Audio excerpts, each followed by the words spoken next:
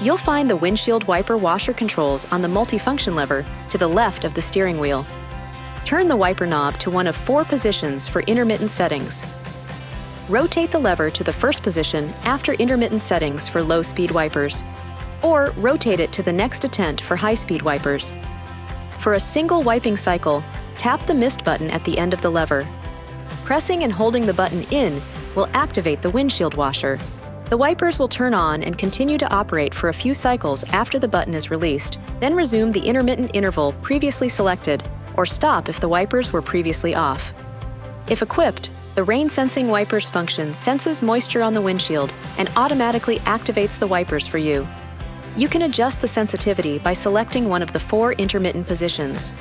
If you want to enable or disable this feature, you can select the option in your Uconnect settings. This video is not intended to take the place of your owner's manual. For complete details and other important safety information, please see your owner's information.